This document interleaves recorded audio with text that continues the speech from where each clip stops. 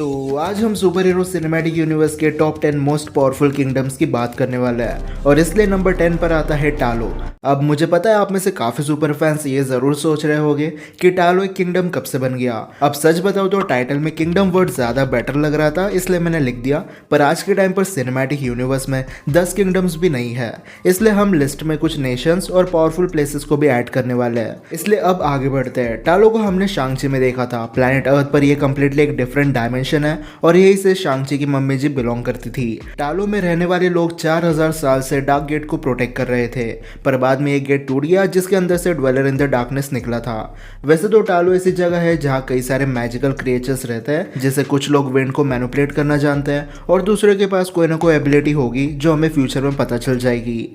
वैसे मैं बता दूं कि टालो में एंटर करना आसान नहीं है। यहाँ पर जाने के लिए पहले मैजिकल बैम्बू फॉरेस्ट को पार करना पड़ता है और जरा से भी मिस्टेक हुई तो उसी जंगल में स्वर्गवासी होना पक्का है। Number 9 ash gourd. अब एक टाइम हुआ करता था जब एसगार्ड सबसे पावरफुल किंगडम था, पर रैग्नारोक के बाद सब कुछ बदल गया। रैग्नारोक के चलते एसगार्ड के बेस्ट वॉरियर्स मारे जा चुके हैं। उनकी आर्मी में सिर्फ 25% लोग बचे हुए हैं और एक टाइम पे एसगार्ड के पास 10,000 से ज्यादा वेल्करीज हुआ करती थी, लेकिन आज के टाइम पर सिर्फ एक ही बची है। और अभी के लिए एसगार्ड कोई पावरफुल किंगडम नहीं है, बल्कि कई सारे होमलेस एलियन स्पीशीज का घर है जिन्हें फाइट करते नहीं आती है। थॉर जब गार्डियंस के साथ था तब एसगार्ड को प्रोटेक्ट करने के लिए माइटी थॉर, वैल्करी और एसगार्डियन वॉरियर्स थे, पर अब तो माइटी थॉर मर चुकी है। एसगार्ड के बच्चों को अभी ट्रेनिंग दी जा रही है और थॉर अपनी बेटी के साथ दूसरे प्लेनेट पर है, इसलिए एसगार्ड आज बहुत ज्यादा पावरफुल नहीं है। अगर कोई थैनोस लेवल का सुपर विलन एसगार्ड पर आज अटैक कर देता है तो एसगार्ड थॉर के बिना तो जीतने से रहा, लेकिन आई होप फ्यूचर में एसगार्ड और पावरफुल बन जाएगा।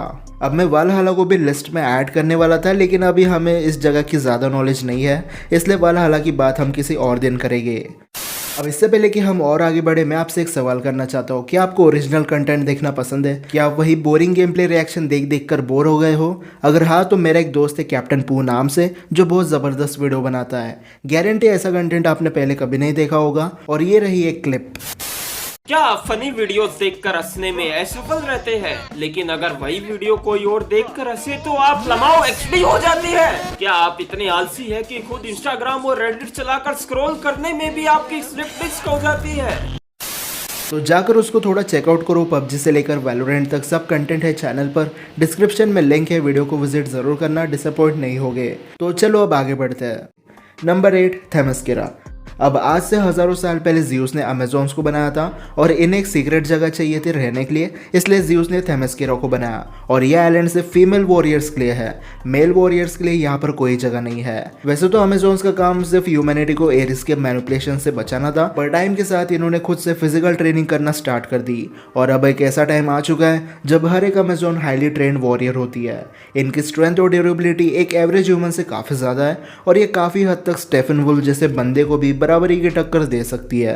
वैसे यही वो अमेजोन्स है जिन्होंने हजारों साल पहले स्टेफन वुल्फ से फाइट की थी गॉड्स, ह्यूमंस और एटलांटियंस के साथ मिलकर। नंबर 7 कामरताज। अब शुरुआती दिनों में कामरताज को इसलिए बनाया गया था ताकि सोर्सरर्स यहाँ अपनी पावर्स को कंट्रोल करना सीख ले, लेकिन टाइम के साथ यहाँ पर फिजिकली और मेंटली डिस्टर्ब लोगों ने आना शुरू कर दिया और तब से यहाँ पर लोग अपने वीकनेस को ओवरकम भी करते हैं और ठीक हो जाने पर उनके पास दो चॉइसेस होती है, एक तो अपने घर चले जाए, नहीं तो सब कुछ पीछे छोड़कर सोर्सरर बन जाए। अब कामरताज कोई किंगडम नहीं है, लेकिन यहाँ पर कई सारे मैजिक यूजर्स देखने मिल जाते हैं और अगर ये सब साथ मिलकर टीम वर्क करे तो इनका ग्रुप काफी पावरफुल बन सकता है। ये बात अलग कि काफी कम लोग हैं जो वोंग और डॉक्टर स्ट्रेंज के लेवल का बन पाते हैं, क्योंकि इतनी सारी पावरफुल बुक्स को पढ़कर उसे यूज करना हर किसी के बस की बात नहीं है।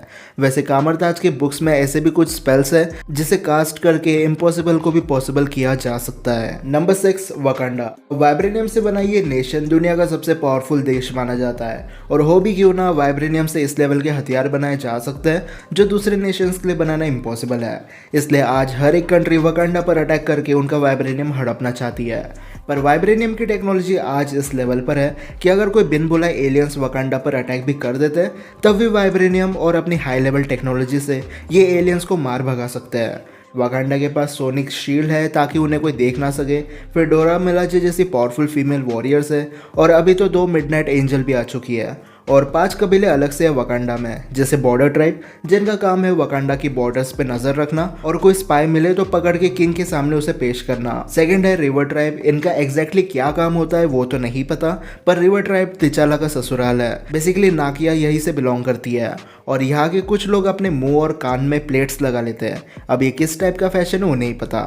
थर्ड है जबारी ट्राइब। अब जबारी ट्राइब वकांडा जितना एडवांस नहीं बन पाया क्योंकि पहले के दिनों में इन्होंने खुद को वकांडा से अलग कर दिया था, लेकिन आज जबारी ट्राइब का ही एक बंदा वकांडा का किंग बन चुका है। वैसे वकांडा के किंग्स का कोई भरोसा नहीं, कौन कब निपट जाए कुछ बताते नहीं आता है।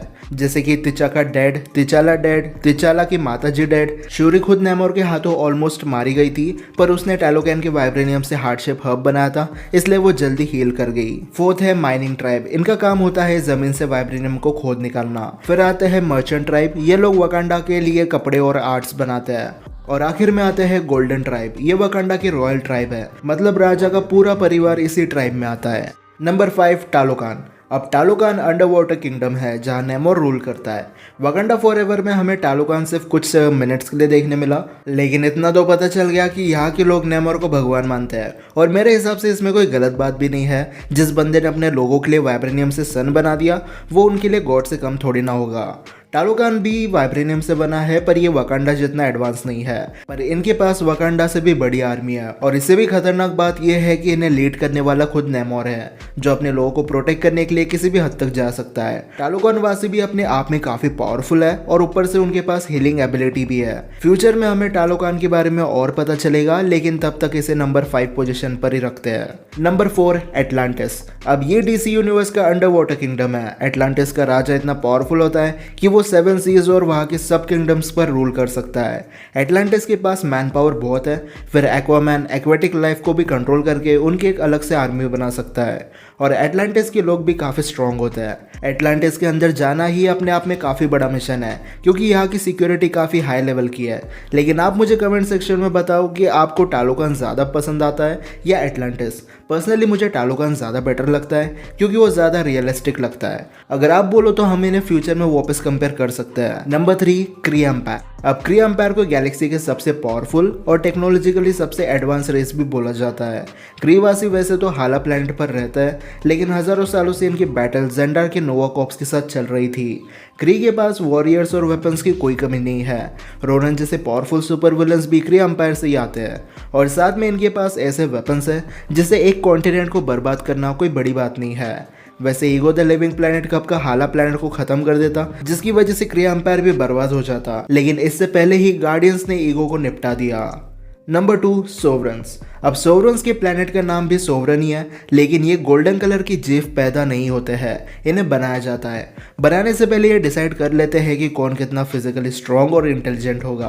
और अब तो इन्होंने एडम वॉरलॉक को भी बना दिया जो टेक्निकली एक परफेक्ट बीइंग है। सोचो जो लोग एक परफेक्ट बीइंग बना सकते हैं उनकी टेक्नोलॉजी कितनी पावरफुल होगी। इनका प्लैनेट भी बैटरी के जरिए चलता है और ये वही बैटरी है जिसे इस्तेमाल करके रॉकेट ने बॉम्ब बनाकर ईगो को उड़ा दिया था।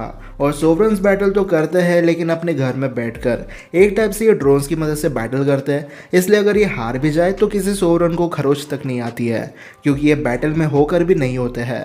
पर अगर कोई गॉड लेवल बीइंग इनके सामने आ जाए तो सोवरन्स की एक नहीं चलती है। लेकिन इसी के साथ अब बढ़ते हैं नंबर 1 पर, जो है ओमनीपोटेंट सिटी। ये जगह अब तक की सबसे पावरफुल जगह है सुपर हीरो सिनेमैटिक यूनिवर्स की, और ऐसा इसलिए क्योंकि यहाँ पर दुनिया भर के गॉड्स होते हैं। ऐसा मान के चलो कि यहाँ हर एक माइथोलॉजी का एक गॉड तो ज़रूर होता है, और ये कम पड़ जाए तो यहाँ पे सेलेस्टियल तक हमें देखने मिले। एक सेलेस्टियल एक एंटायर गैलेक्सी को क्रिएट कर सकता है। तो सोचो ओमनीपोटेंट सिटी में अगर किसी सुपर विलन ने गलती से भी कदम रख दिया और गॉड्स ने उसके खिलाफ जंग छेड़ दी तो उस सुपर विलन का क्या होगा। पर मेरे हिसाब से यही वो किंगडम्स, नेशन या पावरफुल प्लेसेस थे जो टॉप 10 में आना डिजर्व करते थे। लेकिन अब अगर आपको ऐसा लगता है कि किसी किंगडम, नेशन या पावरफुल प्लेस को इस लिस्ट में होना चाहिए था तो मुझे कमेंट सेक्शन में जरूर बता सकते हो। वीडियो पसंद आई होगी तो इस वीडियो को लाइक और शेयर करना बिल्कुल मत भूलना, और चैनल को सब्सक्राइब कर देना इसी वीडियो देखने के लिए। तो फिलहाल इतना ही, अब मैं मिलता हूँ आपसे अगले वीडियो में। तब तक गुड बाय।